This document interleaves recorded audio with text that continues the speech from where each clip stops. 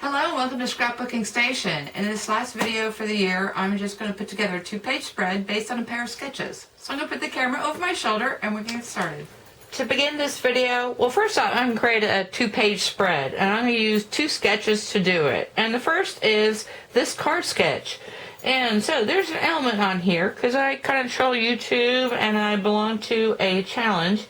And I love this strip over my focal and then this other strip back behind it. And so I did make a card because this is a card sketch. And that's the great thing about scrapbook pages because I'm thinking this could be a photo. So I've got a photo and I'm going to do that same technique on my scrapbook page. At the same time, the companion is going to use another sketch. And it's kind of this one, actually extends this way, so it's going to be a 12 by 12 page. But I'm going to have this element in the middle, and then I'm going to take some, or I have some before and afters of my deck, which I am taking care of leaves at this point. And again, coming back to my card sketch and doing this element in between my 2 photos, because I've got 2 sets of befores and afters. So first off, the first thing I'm going to do is find a paper pattern, or a couple patterns, that will fit into this, and then kind of mat and layer everything, and we'll take a look. So I'm back with some papers that I want to use because, well, one, because of the photos and what's going on in the photos, but secondly, what else is going on in my scrapbook. So I don't want everything to be looking the same in my scrapbook because it's this year. And so I've picked pattern papers from Paper Wishes. This is called Family Ties. And so it's double-sided, and I've got lots of scraps, and I've got tons of paper, but I'm still going to be frugal about how I cut my layout. And so I'm still using this with having a centerpiece, and then I'm going to use that other sketch from my photos. But the first thing I want to do is I cut out this center because I wanted this piece for the front, and I've got that pretty backdrop on the end. And I just decided, because it's going to fit right back in here, but I've got that photo ready to go, which is this one. So I know I don't have to go, cover up the whole thing, especially since this is like 11 inches. So I'm going to center this and place it, and then I'm going to have that backdrop. At the same time, I'm going to do the companion page, and that was a lot simpler.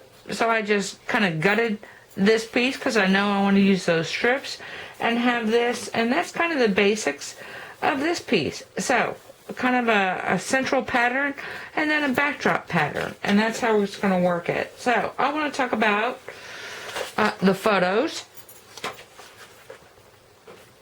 And so I've got this photo. Actually, let me try and get that without a shine on it. For this first piece, I've got one large photo, and so I'm going to cover with a border, and then I'm going to put it behind it. But I'm going to work against my grid, and I didn't even grid on top of it, which is why I'm not going to do it on air. And I'm going to make sure I'm even on both ends and where I want it in my photo, and that I am perpendicular. And then, once I have this all together, I'm going to lay this on top of my back border and do something like this. And before I put it onto my spread, I'm going to add some hardware. So pay attention to that, and then we'll attach it to the layout. And then the other thing, if you don't have a large photo with, like I said, this actually, there's not much going on there. There's a couple ways to approach that. And so in my companion page, I'm going to use the same style or the same design. And I'm going to use, well, first off, this pattern paper comes with a lot of strips, and so I'm going to try to take advantage of that. But this first set of photos, this is before and after, they're just put together. So I've got 2 photos, and I'm going to use this border element to separate those. And in this case, I wanted to spread them out a little bit, so I'm going to use the border element to do that. And so I'm going to take care of some of this, and then I'll be back.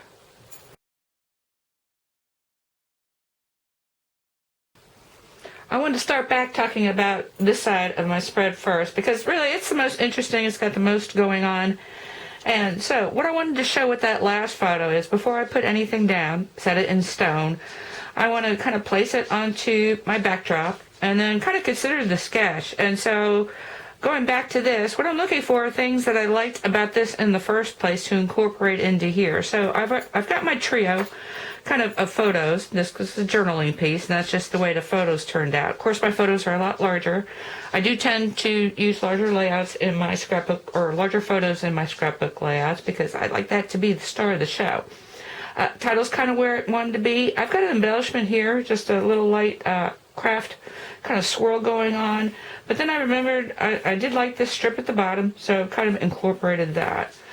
And then, once that gets down, the only other technique thing that I do is I don't actually glue down or attach down to the edges. And so this way, if I want to do some additional embellishments, if I want to do something in here as in this sketch, or something could go up in this corner, I can tuck it under and then later adhere it flat down onto my page. Now, that first one with the photo technique is much simpler.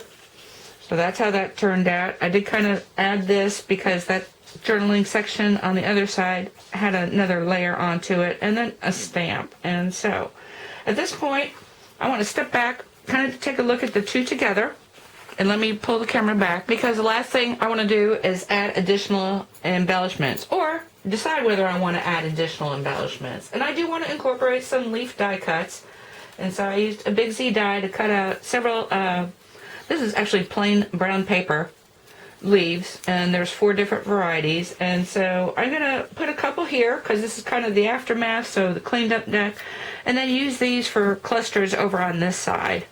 Now I did add some inking over here, so I think what I'm going to do is ink some of these leaves.